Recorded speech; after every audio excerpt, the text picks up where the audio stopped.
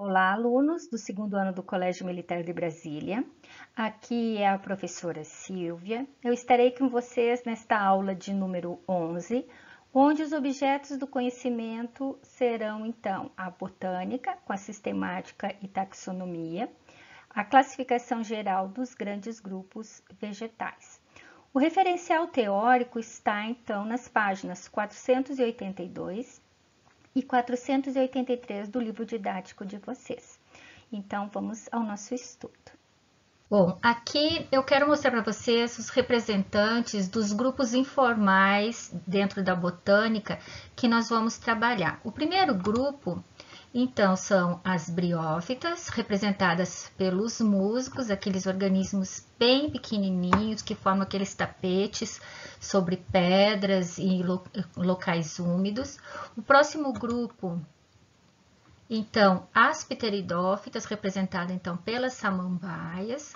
O outro grande grupo, as gimnospermas, representada então pelos pinheiros. E as angiospermas, as plantas com flores, que vão desde pequenos capins até grandes árvores. O sucesso no ambiente terrestre, então, foi devido ao quê? Primeiro, vamos lembrar como era o ambiente antigo. Mais ou menos, então, há 500 milhões de anos atrás, os seres vivos habitavam apenas mares e rios. Então, nós tínhamos aí um ambiente aquático. As primeiras plantas a conquistar a terra firme, provavelmente originadas a partir de algas verdes multicelulares. Eu vou apresentar para vocês, ao longo da aula, então, algumas evidências que reforçam esse ponto. Agora, vamos imaginar o seguinte: o novo ambiente seco, mas livre de predadores, com luz solar abundante, melhor circulação de gases. O que isso, então, proporcionou, pessoal? Olhem só. As plantas fotossintetizantes, elas não dependiam de outros seres. Recordando, então, o que é um ser fotossintetizante? É aquele que consegue transformar a energia luminosa do Sol em energia química. Então, quando eles fazem esse processo, eles produzem o seu próprio alimento. No caso, então, as plantas são chamadas de seres autótrofos. A conquista da terra firme pelas plantas tornou o ambiente convidativo para os animais, que as utilizavam como alimento. Então, aqui, pessoal, vamos lembrar das cadeias alimentares. Elas iniciam com os seres produtores, que são fotossintetizantes, no caso, as plantas. Os animais que comem as plantas, então, são já os seres consumidores, e com isso se organiza, então, já uma cadeia alimentar. Adaptações ao novo ambiente. Uma das adaptações é um eficiente mecanismo de absorção de água do solo.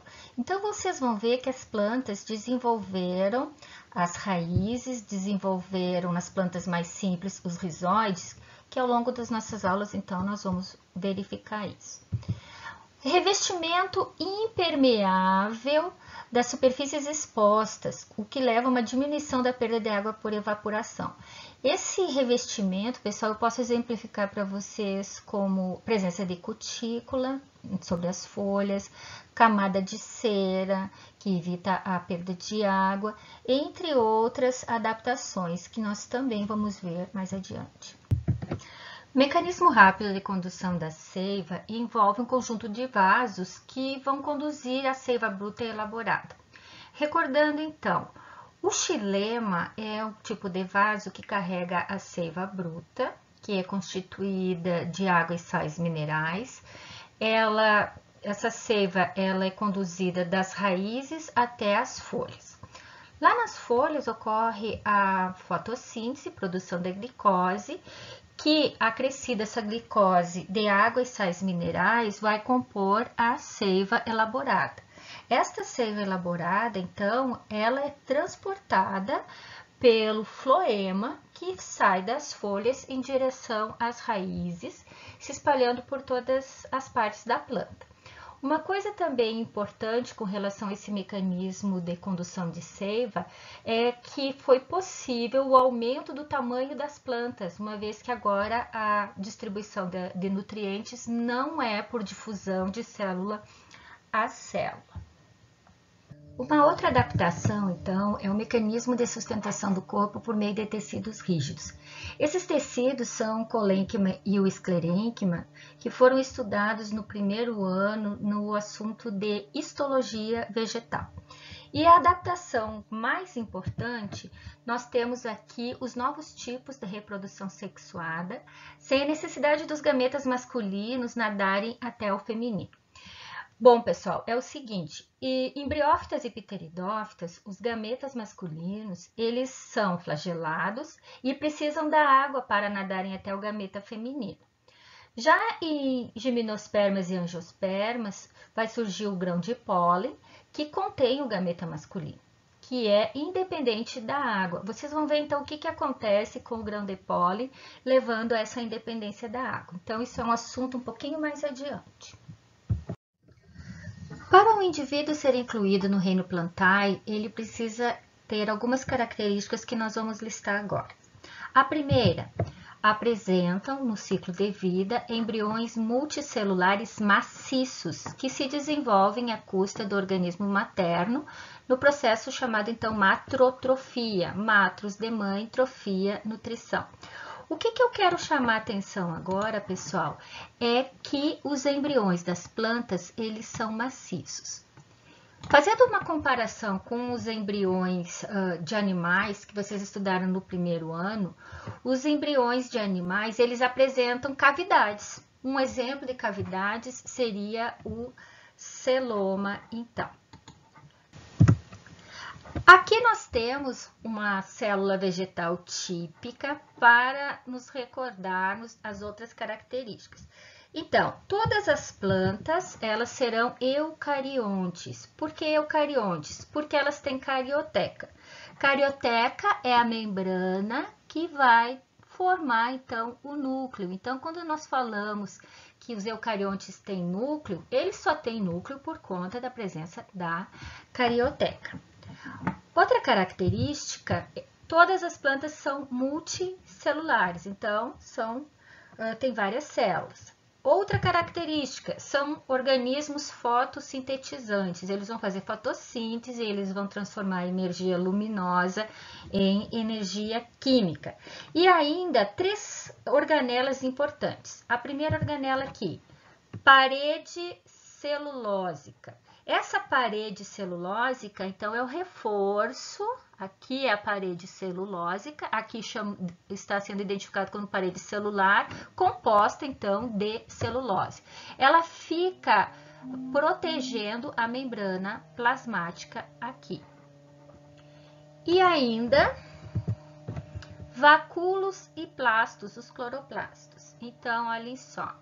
Aqui nós temos, então, o vacúolo, essa grande bolsa aqui, que tem por função armazenar muitas vezes a água, responsável, então, no processo de osmose, e também armazenamento de substâncias, de óleos, por exemplo. E os cloroplastos, aqui os cloroplastos, eles, então, são as organelas que fazem a fotossíntese. Representação genérica de um cladograma. Esse cladograma que eu vou apresentar para vocês está na página 420 do nosso livro, para vocês poderem consultar posteriormente. Então, o que é o cladograma? É uma representação gráfica das relações de parentesco entre indivíduos, grupos e espécies. Então, recordando, essa seta aqui indica o passado-tempo, onde aqui é o passado e na extremidade superior, tempo presente. Essa linha aqui é o tronco principal e essas linhas aqui, ó, são os ramos. O ponto aqui, esses pontinhos onde ocorre uma divisão, é chamado de nó. Cada nó representa a diversificação por cladogênese e o ancestral comum dos ramos acima. Então, nesse nozinho aqui, nós tivemos o quê? A diversificação do grupo, formando um grupo aqui, e esse traço ele vai dar origem aos outros grupos lá, ó, B, C, D e E. E esse pontinho aqui, ele é ancestral comum dos ramos acima. Quais são os ramos acima? B, C, D e E. Esse outro pontinho aqui, ele vai ser o ancestral comum a C, D e E. Agora, esse ponto aqui, ele é o ancestral exclusivo dos grupos D e E. O que vai aparecer aqui nesse tronco principal? A característica primitiva do grupo ancestral. Nós vamos chamar de novidades evolutivas, elas vão ser posicionadas, então, aqui nesse tronco principal. E a característica derivada do grupo D. Essa característica derivada, ela é exclusiva, então, do grupo que está nessa posição aqui. Certo? Então, nós vamos começar a analisar, o próximo slide, o cladograma das plantas, tá? Relações filogenéticas no grupo das plantas. Gente, o que são relações filogenéticas? Elas fazem referência ao grau de parentesco à história evolutiva dos grupos. Então, nós vamos analisar aqui a história evolutiva das plantas. Nós vamos montar aqui o cladograma, pessoal, com a hipótese atualmente mais aceita de que as plantas se originaram de algas verdes pluricelulares. Então, aqui começando a construção do ramo principal e o nosso ramo secundário aqui, esse ramo, então, são os das algas verdes, que nós vamos chamar de grupo externo. Por quê? Porque ele não vai compartilhar das características das plantas. Então, o que aproxima algas verdes e as plantas? Olhem só, aqui a novidade evolutiva, parede celular com celulose e clorofila A e B nos cloroplastos. Então, essas características aqui, elas são encontradas nas algas e em todas as plantas. Aí, o que acontece? Aparece uma outra novidade evolutiva. Gametângios revestidos por células estéreis. E que nome é esse? Gametângios são órgãos produtores, estruturas produtoras de gametas, revestido por células estéreis. Então, eu trouxe aqui para vocês uma figura para nós darmos uma olhadinha. Isso aqui é uma micrografia do corte histológico longitudinal corado do gametângio de hepática. Hepática é um grupo das briófitas, é o primeiro grupo que nós vamos estudar. Então, aqui nós temos o tecido germinativo, e esse tecido germinativo, ele é circundado por essa camada de células aqui, ó, camada externa de células estéreis protetoras. Protetoras, então, do tecido germinativo. Pessoal, esta camada externa não está presente nas algas. Por isso, então, nós vamos ter o quê? Ó? A novidade evolutiva acima das algas. Uma outra característica, então, outra novidade evolutiva, é o embrião maciço retido no gametângio feminino. O embrião, ele vai se desenvolver junto ao gametângio, onde ele terá proteção e nutrição nas primeiras fases do desenvolvimento. Seguindo a construção, então, desse cladograma, nós vamos ter um evento de cladogênese, onde nós teremos aqui o grupo das briófitas. O grupo das briófitas, eles apresentam o embrião retido no gametângio feminino, eles têm o gametângio revestido por células estéreis, parede celular com celulose, clorofila A e B. Mas aqui, ó, nesse processo, nessa cladogênese aqui, as briófitas têm uma característica particular delas, que elas são avasculares, elas não têm vasos condutores. Elas são plantas muito pequenininhas, em função de não ter os vasos condutores, e assim a nutrição delas é por difusão de célula a célula. Seguindo aqui, aparece uma outra novidade evolutiva, que são os vasos condutores de seiva, que vão permitir um transporte rápido dessa seiva, vão possibilitar o crescimento do vegetal. Então, o que ocorre a seguir? Mais um evento de cladogênese. Então, aqui ó, nós temos o ramo das pteridófitas. As pteridófitas, então, são representadas pelas samambaias, elas não têm flores, mas elas já têm o quê? Vasos, embrião, gametanjo, parede celular, clorofila. Então, as pteridófitas, elas têm todas essas características aqui. Os grupos que vêm a partir desse ramo aqui, vamos lá. A próxima novidade evolutiva que aparece, então, são as sementes. As sementes são estruturas que vão proteger o embrião. As sementes, então, vão estar presentes em que grupos? Olha só. Mais um processo de cladogênese, onde nós temos o ramo das gimnospermas. As gimnospermas, gimnos significa nu e esperma, semente. Sementes nuas. Mas o contexto aqui, pessoal, é que essas sementes, elas não vão estar protegidas por nenhuma estrutura, certo? Já aqui, para finalizar o cladograma, nós vamos ter o aparecimento do grupo das angiospermas. Anjo, urna, esperma, semente. Então, as sementes, elas vão estar protegidas por alguma estrutura, que no caso, essa urna seriam os frutos. Por que flores e frutos? Porque as flores é que vão dar origem aos frutos, como nós vamos estudar mais adiante. Ainda podemos verificar o seguinte, observem aqui esse termo. Espermatófitas. Esperma, então, semente, fitas, plantas. Plantas que produzem semente. Então, quais são as plantas que produzem semente? Gimnospermas e angiospermas. Outro termo que vocês precisam saber. Traqueófitas. Tráqueos quer dizer vasos e fitas, plantas. Plantas vasculares, plantas que apresentam vasos condutores. Então, os vasos condutores estão aqui, ó.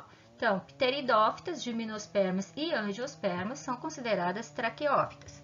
E ainda, mais um termo, as embriófitas, plantas com embriões. Então, os embriões aqui maciços, protegidos no gametanjo, nós temos então, quem são embriófitas? As briófitas, as pteridófitas, as gimnospermas e as angiospermas.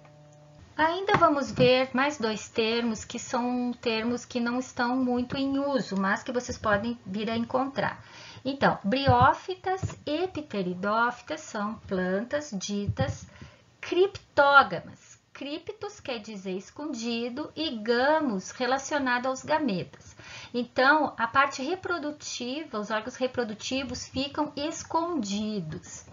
Já gimnospermas e angiospermas são ditas fanerógamas. Faneros quer dizer visível e gamos, então, gametas, a parte reprodutiva, então, visível. Então, gimnospermas e angiospermas são fanerógamas. Vamos seguir. Os componentes atuais do reino plantar estão descritos, então, na página 465, nesse quadro aqui. Então, nós vamos ter características e filos. As características, vasos condutores, semente e fruto. Os filos aqui são 12 filos ao longo dos grupos e eu vou agrupar eles conforme os 4 grandes grupos informais, tá? Que são as briófitas, as pteridófitas, as gimnospermas e as angiospermas. Então, começando aqui, olha só.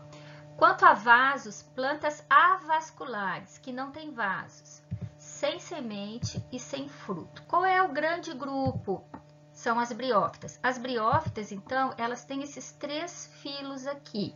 Briofita, dos musgos, hepatofita, das hepáticas, e antocerofitas, os antóceros, que, então, vão compor as briófitas. E esse número aqui em vermelho, esses números aqui, é para vocês terem uma ideia do número de espécies já descritas. Seguindo, então, a análise, nós vamos ter as plantas que são vasculares.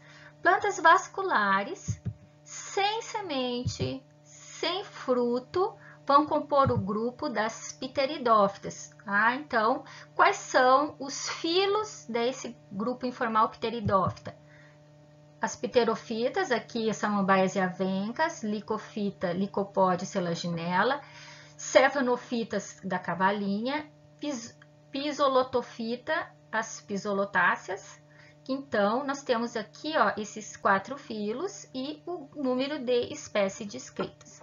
Agora, plantas que são vasculares, com sementes, mas sem frutos. Qual é o grande grupo aqui? São as gimnospermas. As gimnospermas apresentam, então, quais filos? Coníferofita, dos pinheiros e ciprestes, cicadofitas, as cicas, guinetofitas, as guinetáceas, e gincofitas, dos ginkgo biloba. Olha só o interessante, esse filo só tem um representante, que é o ginkgo biloba. Seguindo, então, plantas vasculares com semente e com fruto. Nós vamos ter o que aqui? As angiospermas. As angiospermas têm apenas um filo, magnoliofita ou antofita. Esse grupo, esse filo, melhor dizendo, ele vai apresentar desde árvores, arbustos, a capins, muitas espécies. Olha só, 235 mil espécies descritas. Esse quadro aqui, então, traz um resumão de tudo que nós vimos, então, lá no cladograma.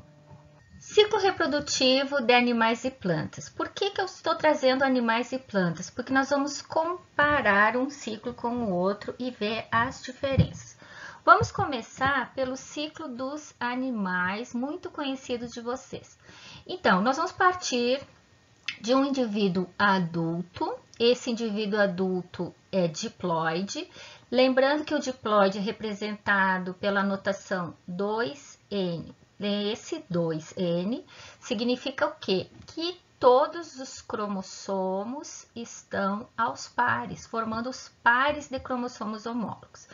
Então, um indivíduo adulto aqui, ele vai passar por uma meiose, lembrando que a meiose, ela produz os gametas, e essa meiose, então, acontece nas gônadas.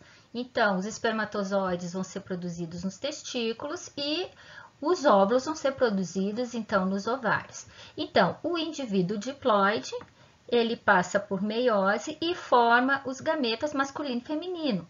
Esses gametas, eles, então, se unem no fenômeno da fecundação, formando o zigoto, agora 2N. Esse zigoto, ele passa por inúmeras mitoses e vai dar origem, então, ao indivíduo diploide adulto. Então, esse é o ciclo dos animais, muito conhecido de vocês. O ciclo das plantas, então, vamos fazer a comparação.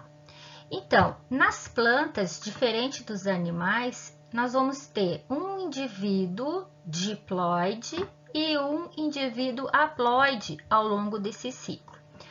Lembrando, então, indivíduo diploide representado por 2N, porque todos os seus cromossomos estão em pares, pares de cromossomos homólogos. E o indivíduo haploide representado por N, porque esse indivíduo ele terá apenas um representante de cada par dos cromossomos homólogos. Voltando, o indivíduo diploide nas plantas, ele é chamado de esporófito, planta produtora de esporos. Como que essa planta, esse indivíduo vai produzir esporos? Através de uma meiose, meiose chamada meiose espórica. Então, esse indivíduo forma esporos. Nós podemos aqui exemplificar a samambaia, a plantinha samambaia que vocês enxergam, o pinheiro, uma mangueira, por exemplo, é um esporófito. Agora, o indivíduo haploide, ele é chamado de gametófito. Gametófito por quê? Porque é a plantinha que produz gametas. Esses gametas aqui, eles vão ser produzidos não por meiose, mas sim por mitoses. E essas mitoses aqui, essas células vão sofrer, então, diferenciação. Explicado isso, então vamos fechar esse ciclo todo.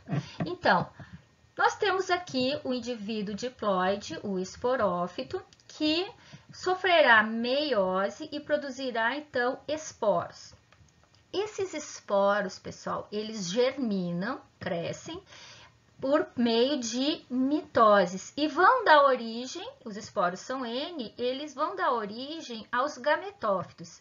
Então, nós vamos ver, então, plantas com gametófito masculino, com gametófito feminino, nós vamos ver plantas hermafroditas, em que o gametófito masculino e feminino vão estar no mesmo indivíduo, mas isso aí, então, nós vamos ver ao longo dos grupos. Então, o gametófito é o indivíduo produtor de gametas. Os gametas se formam, então, por diferenciação celular através das mitoses. Esses gametas, então, fecundam, ocorre a fecundação e será formado, então, o indivíduo 2N, que é o zigoto, que passa por mitoses, formando, então, fechando o ciclo com o esporófito adulto.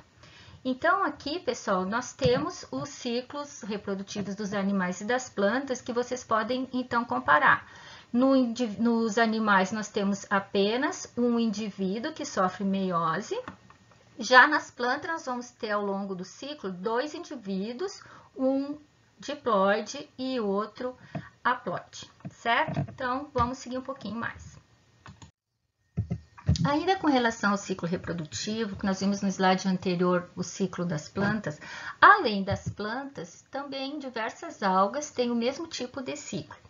Ele tem alguns nomes, um deles, alternância de gerações. Por quê? Porque vão se alternar gerações de indivíduos haploides e diploides.